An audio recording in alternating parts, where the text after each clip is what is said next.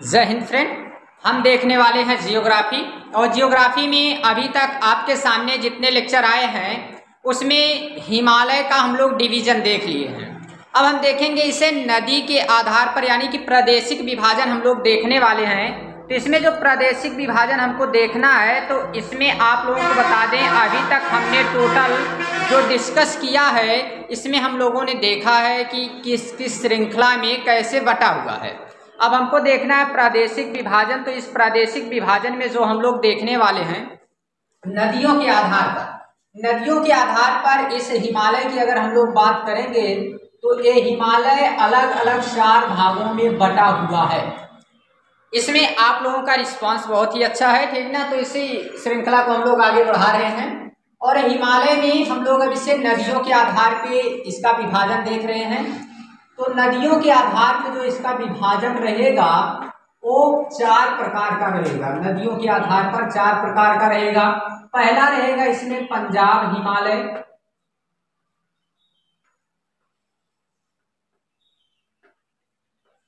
दूसरा रहेगा कुमाऊं हिमालय,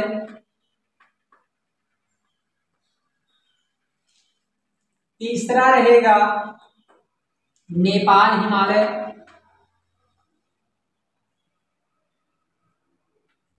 और चौथे नंबर पे जो रहेगा आसाम हिमालय।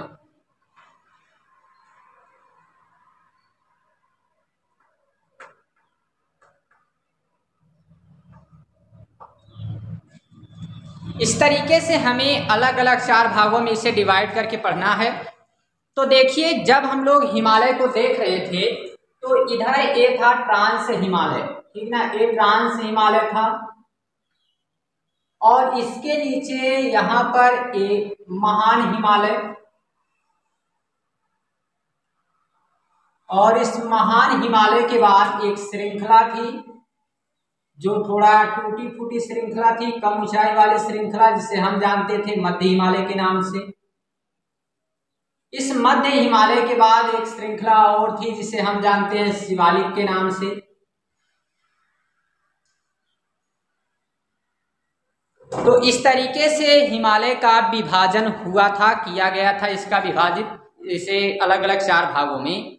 एक पूर्वांचल नाम से भी जो है इस हिमालय को हम लोग जानते थे, इसमें देखे हम लोगों ने देखा।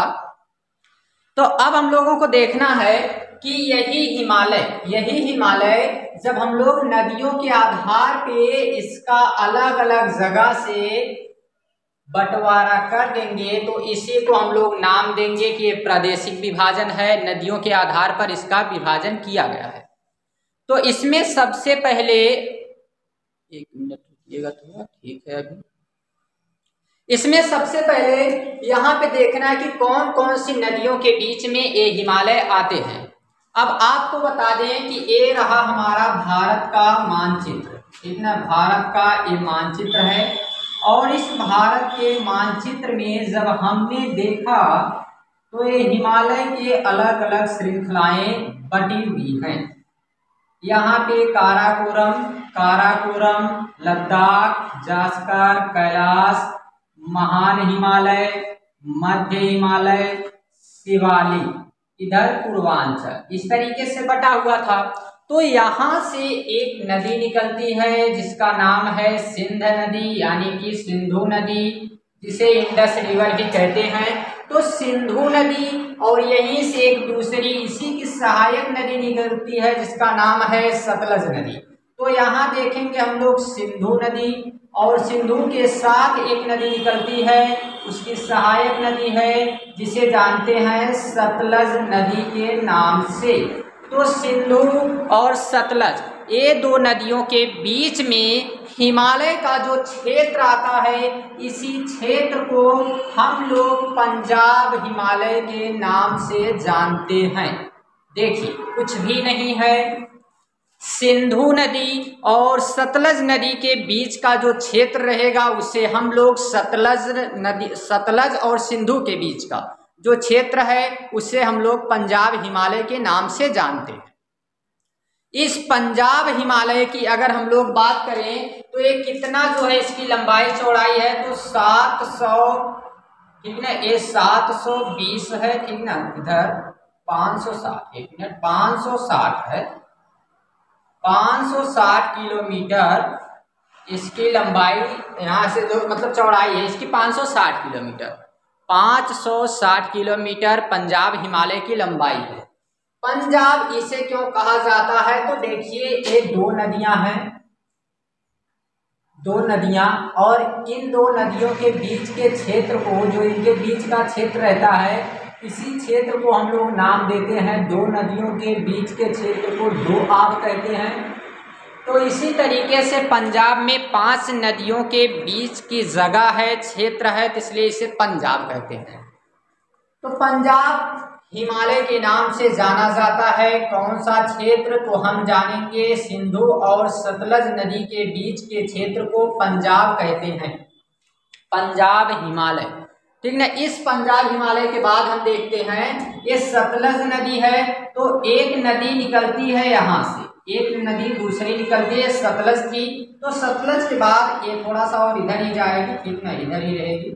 तो सतलज और यहाँ से एक नदी निकलती है जिसके बीच का क्षेत्र कहलाता है कुमायूं हिमालय, और ये नदी का नाम है काली नदी, काली कर्नाली नदी, और इस क्षेत्र को हम लोग जानेंगे कुमायूं हिमालय के नाम से। कुमायूं हिमालय है, कुमायूं हिमालय है, और ये दो नदियों के बीच में है। एक जो है सतलज नदी है, जो सिंधु की सहायक नदी है, झेलम, चेनाब, रावी, सतलज, ब्यास, इस 5 नदियों में से जो सतलज नदी है, तो इसी नदी के क्षेत्र से लेकर काली नदी के बीच के क्षेत्र को कहते हैं कुमायूं हिमालय।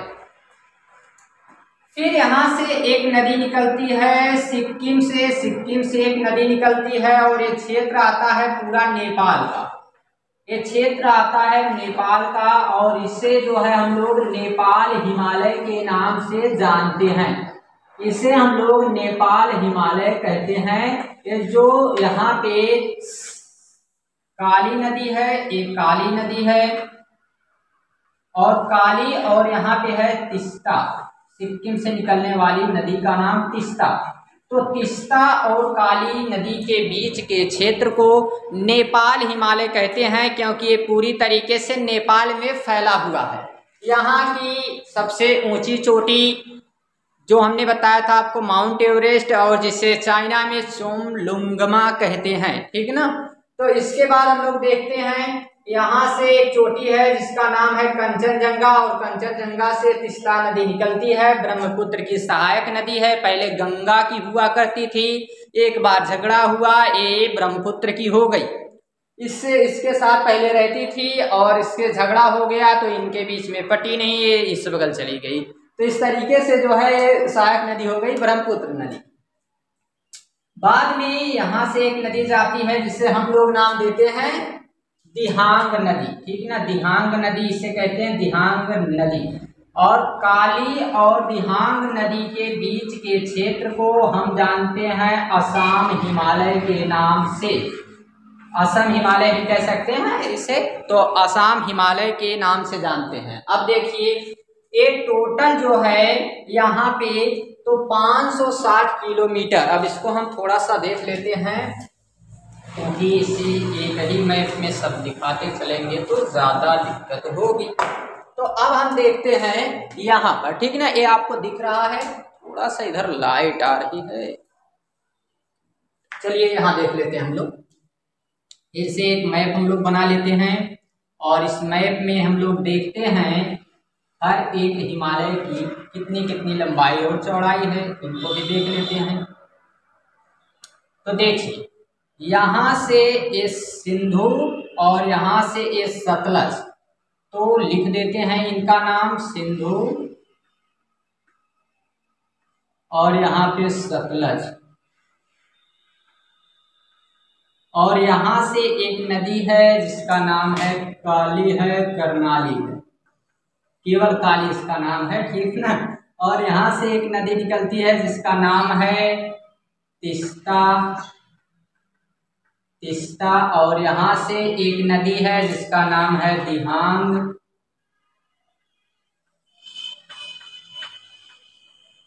ठीक, ये इतनी नदियां हैं।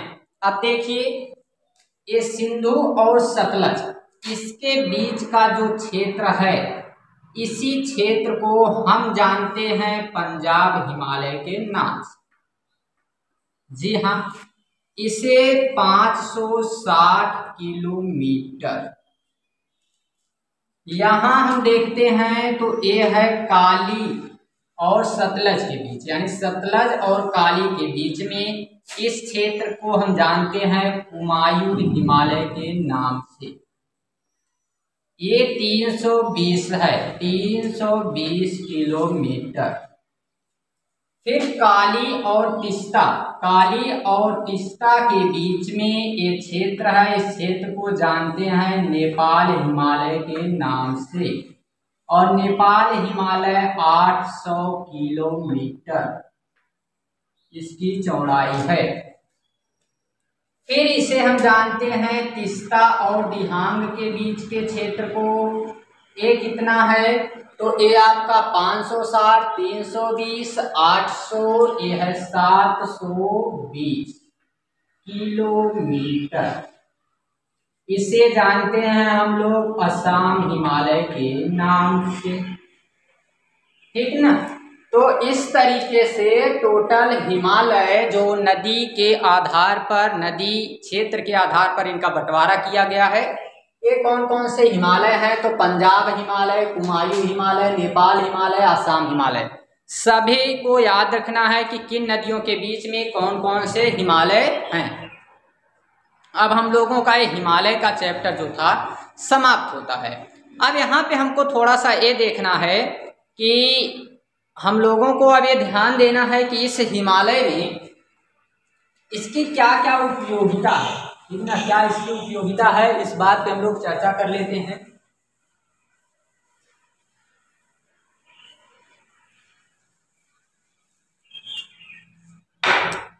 तो यहाँ पे देखते हैं हम लोग इस हिमालय के बारे में। तो इस हिमालय को जलवायु विभाजक भी कहते हैं, जलवायु विभाजक।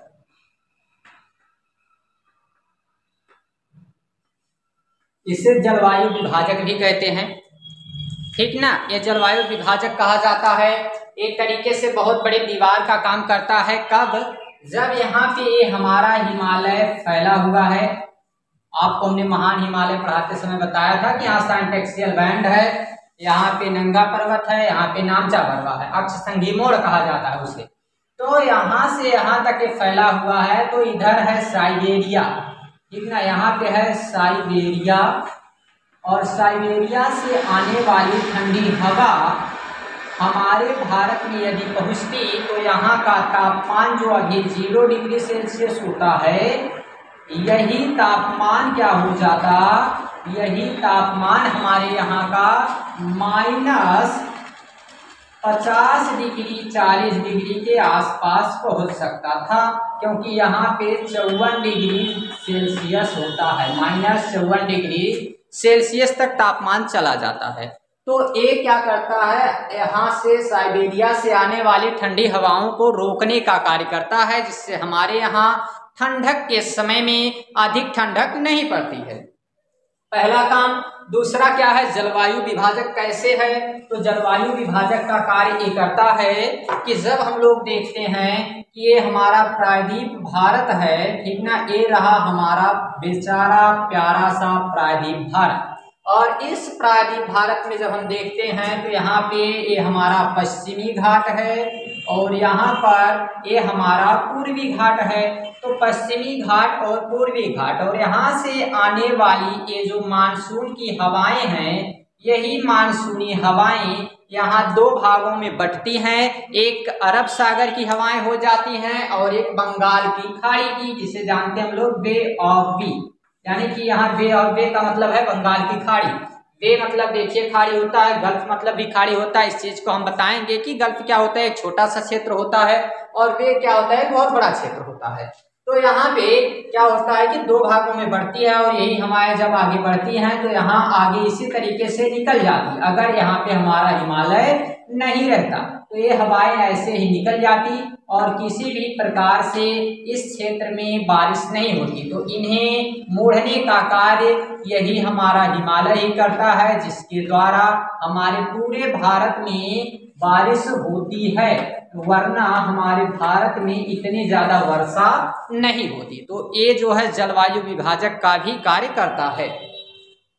तो हिमालय के बारे में हमको क्या क्या याद रखना है, ये जो है एक तरीके से हवाओं को रोकता है, ठंडी हवाओं को, और जो है जलवायु विभाजक का कार्य करता है। बाकी बाद में हम लोग जो पश्चिमी विक्षोभ वगैरह के इसमें क्या योगदान रहते हैं यहाँ पे जो है आप देखेंगे तो वो जब इंडियन क्लाइमेट हम लोग पढ़ेंगे तब उसमें आप लोगों को बताया जाएगा। अब हम बात कर लेते हैं, इसमें हमें ध्यान देना है कि इसमें जो है किस तरीके से मैदान के बारे में। अब तो हम लोग हिमालय देख चुके हैं, अब हिमालय के बाद जो हमारा दूसरा पार्ट आता है वो दूसरा पार्ट कहाँ की बात हम कर रहे हैं, तो हमने आपको बताया था भारत का भौतिक विभाजन। अब भारत का जो भौतिक विभाजन है, भौतिक विभाजन, इस भौतिक विभाजन में हम जब बात करते हैं तो इसे हमने आपके सामने 5 भागों में रखा था। पहला था हिमालय, जिसे हम जानते थे उत्तर भारत का विशाल पर्वत। फिर हम जानते हैं दूसरे नंबर पे क्या रहता है, तो उत्तर भारत का विशाल मैदान रहता है। तीसरे नंबर पे क्या था, प्रायद्वीप भारत था। प्रायद्वीप भारत मतलब पठारी क्षेत्र और पर्वतीय क्षेत्र, पहाड़ियों वाला क्षेत्र। फिर आएगा इधर तटीय मैदान, तो तटीय मैदान आ जाएगा, और तटीय मैदान के बाद क्या आ जाएगा, तो इसके बाद आ जाएगा आपका अपना द्वीप समूह, द्वीप समूह। तो अब हम इसके बारे में डिस्कस कर चुके हैं, पूरी चर्चा हो चुकी है। अब हमें बात करना है मैदान के बारे में।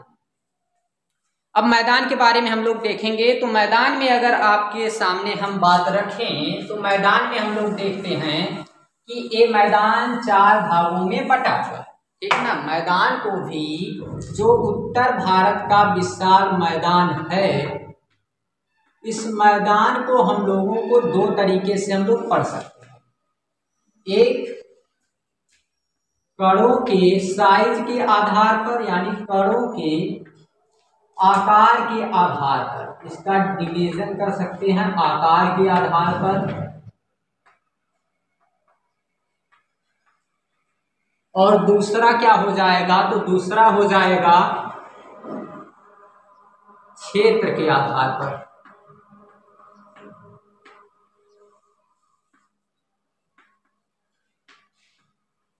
ये 2 तरीके से हम मैदान को बांटते हैं। हमने आपको बताया था कि हमारे देश में मैदानी क्षेत्र कितना है, तो टोटल है 43%।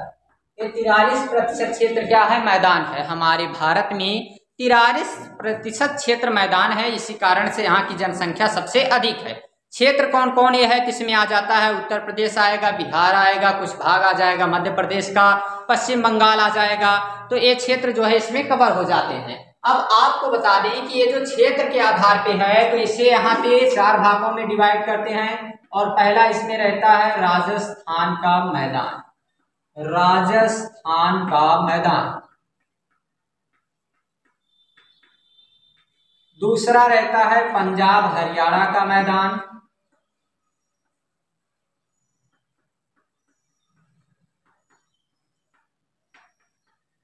पंजाब हरियाणा का मैदान। तीसरा रहता है, इसका क्या नाम है, तो इसे कहते हैं गंगा का मैदान, गंगा का मैदान। और लास्ट बट नॉट लीस्ट इसे हम जानते हैं ब्रह्मपुत्र का मैदान। चौथा है ब्रह्मपुत्र का मैदान। और इसी तरीके से कण के आधार पर भी हम इसे 4 भागों में बांट देते हैं। अब देखिए, क्षेत्र के आधार पर जहां अलग अलग राज्य हैं उनके अनुसार इसका जो है हम लोग विभाजन इसका किए हैं। अब हम इसी को देखते हैं कण के आधार पर कौन कौन रहते हैं। इसमें पहला रहता है भाबर, दूसरा रहता है तराई, तीसरा रहता है बांगर, चौथा रहता है भागर। तो कण के आधार पर 4 भागों में, क्षेत्र के आधार पर 4 भागों में। सबसे पहले हम लोग किसके बारे में बात कर लेते हैं, तो हम लोग देख लेते हैं क्षेत्र के आधार पर, ठीक ना। क्षेत्र के आधार पर देखते हैं, फिर हम लोग देख लेते हैं कणों के आधार पर। तो आइए सबसे पहले हम लोग क्षेत्र के आधार पे देखते हैं। अब देखिए इसको हटाते हैं, फिर अभी इसको जो है हम लोग देख लेते हैं। तो सबसे पहले हमें क्षेत्र के आधार पर देखना है, तो हम देख रहे हैं यहाँ पर ये रहा हमारा भारत का मानचित्र, और इस भारत के मानचित्र में, सही नहीं बन रहा है, क्या बात है।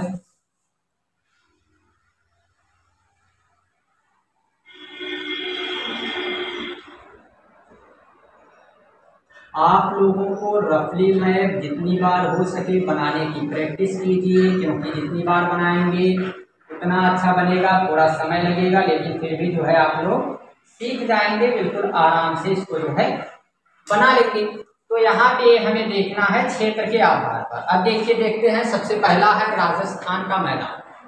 राजस्थान का मैदान, यहाँ पे हमको ध्यान देना है कि ये क्षेत्र है, यहाँ पे इसे हम पहला दूसरा तीसरा नाम दे देते हैं, पहला दूसरा तीसरा और चौथा यहाँ पे हम बना देते हैं। तो ये रहा हमारा पहला, ये रहा दूसरा, ये रहेगा तीसरा, और यहाँ रहेगा ये क्षेत्र मिला के चौथा। इधर भी इसको जोड़ सकते हैं ऐसे, मतलब मिला जुला के ये पूरा क्षेत्र। तो इस तरीके से 4 भागों में बटा हुआ है। अब हम देखते हैं, हमें देखना है राजस्थान के बारे में। तो राजस्थान के मैदान के बारे में पहली बात याद रखना है कि ये भारत का सबसे पश्चिमी क्षेत्र है, सबसे पश्चिमी क्षेत्र है, पहली बात। सबसे वेस्टर्न पार्ट है, यानी पश्चिमी क्षेत्र है। दूसरा क्या ध्यान देना है, तो दूसरा हमें ये ध्यान देना है कि ये जो मैदान है इसे अरावली नाम की पहाड़ी 2 अलग भागों में डिवाइड करती है। पहला अर्ध मरुस्थल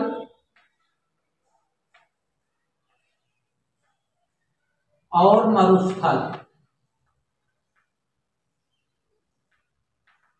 अर्ध मरुस्थल और मरुस्थल में ये पहला हो जाएगा।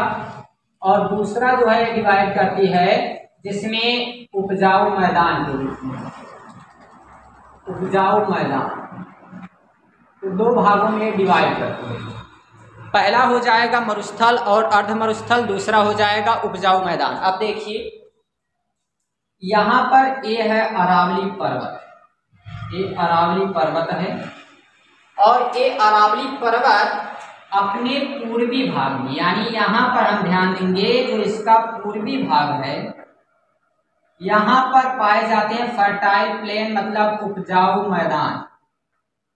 ये उपजाऊ मैदान कौन कौन है, जैसे इनके नाम आपको हम बता देते हैं। इनका नाम है जयपुर का मैदान और उदयपुर का मैदान, जयपुर और उदयपुर का मैदान, ठीक ना। तो जयपुर और उदयपुर का मैदान है। और इसके बाद हम लोग देखते हैं, तो ये कहाँ है, तो अरावली के पूर्व में, और अरावली के पश्चिम में क्या है, तो यहाँ पर है मरुस्थल और अर्ध मरुस्थल। तो ये जो क्षेत्र है ये पूरी तरीके से मरुस्थल है। तो इसे हम लोग जानते हैं थार डेजर्ट के नाम से, थार डेजर्ट के नाम से इसे हम जानते हैं। और दूसरा जो है, ये जो बीच में क्षेत्र बच रहा है, इस क्षेत्र को हम जानते हैं अर्ध मरुस्थल के रूप में। मतलब ये क्या है, सेमी एरिड है, मतलब कि ये अर्ध मरुस्थल है, सेमी एरिड। और जो ये ऊपर वाला क्षेत्र है इसे हम जानते हैं केवल ये एरिड कहेंगे, यानी कि ये जो है मरुस्थली क्षेत्र है, डेजर्ट है, ठीक ना। तो ये डेजर्ट रहेगा और ये क्या रहेगा, आपका अर्ध मरुस्थल रहेगा। तो इस तरीके से 2 भागों में इसको बांटते हैं। राजस्थान का मैदान राजस्थान में स्थित है, मतलब राजस्थान के नाम से ही उसमें आ रहा है। दूसरा जो है इसमें जानते हैं, इसे 2 भागों में बांटते हैं, पूर्वी और जिसमें उपजाऊ मैदान आएगा, जैसे जयपुर और उदयपुर का।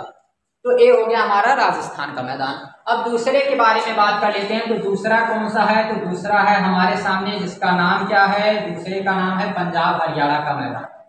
अब पंजाब हरियाणा के मैदान की अगर बात करें तो इस पंजाब हरियाणा में हम देखेंगे इसमें कौन कौन से राज्य आएंगे। तो पंजाब आएगा और हरियाणा आएगा।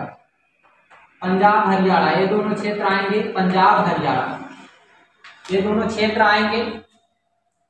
और यहाँ पे जो है नदियाँ क्या करती हैं? तो यहाँ पे नदियाँ थोड़े से बड़े बड़े कंकड़ पत्थर को रखती हैं, ठीक ना। तो ये पंजाब हरियाणा का मैदान आएगा। इसके बारे में इतनी बात याद रखिएगा, पंजाब हरियाणा का मैदान पंजाब हरियाणा राज्य में फैला हुआ है, ठीक ना। इस क्षेत्र में ये जो पूरा पंजाब हरियाणा चंडीगढ़ का क्षेत्र है। फिर जानते हैं गंगा के मैदान के रूप में, तो जो पंजाब हरियाणा और राजस्थान का मैदान है, पंजाब हरियाणा का मैदान में एक चीज और याद रखिएगा, ये सिंधु और उसकी सहायक नदियों के द्वारा बना है। सिंधु और उसकी सहायक नदियों के द्वारा, सिंधु और उसकी सहायक नदियों के द्वारा। तीसरा है जिसे जानेंगे गंगा के मैदान के रूप में। गंगा का मैदान कहा जाता है तो इसकी नदियां यानी कि गंगा नदी रहेगी और इसकी सहायक नदियां रहेंगी। गंगा नदी और इसकी सहायक नदियों के द्वारा ये बना हुआ है, जिसे हम लोग जानते हैं इसमें उत्तर प्रदेश, बिहार ये राज्य आ जाएंगे, कुछ पश्चिम बंगाल का क्षेत्र आ जाता है। तो इसमें हम लोग रखेंगे कि क्या क्या आ जाएगा। ये गंगा का मैदान इसे कहेंगे, गंगा और इसकी जो सहायक नदियां हैं इसे रखा जाता है। फिर चौथा आ जाता है जिसे हम लोग जानते हैं ब्रह्मपुत्र के नाम से। तो इसमें कौन कौन सी नदियां आएंगी? इसमें कुछ राज्य आएंगे, जैसे आसाम हो जाएगा, ठीक है, असम हो जाएगा, इसमें हो जाएगा आपका कुछ क्षेत्र आ जाएगा, इधर का थोड़ा सा अरुणाचल प्रदेश का कुछ क्षेत्र आ जाएगा। तो इस तरीके से जो बटा हुआ है इसे हम लोग नाम जानते हैं ब्रह्मपुत्र के नाम से। इसमें नदी कौन कौन सी रहेगी? तो ब्रह्मपुत्र रहेगी और इसकी सहायक नदियां रहेंगी। ब्रह्मपुत्र और इसकी सहायक नदियों के द्वारा ये बना हुआ है, जिसे हम लोग जानते हैं ब्रह्मपुत्र मैदान के नाम से। अभी हम लोग देख लेते हैं इसके बारे में, इतनी ही बात आपको याद रखना है, ज़्यादा विशेष बातें इस पर नहीं ध्यान देना है। जब हम नदियों के आधार पर देखेंगे तो वो चीज़ मतलब जब नदी के बारे में डिस्कस करेंगे तो उसमें आगे सीधे देखेंगे। अब हम कण के आधार पर इसका वर्गीकरण देख लेते हैं।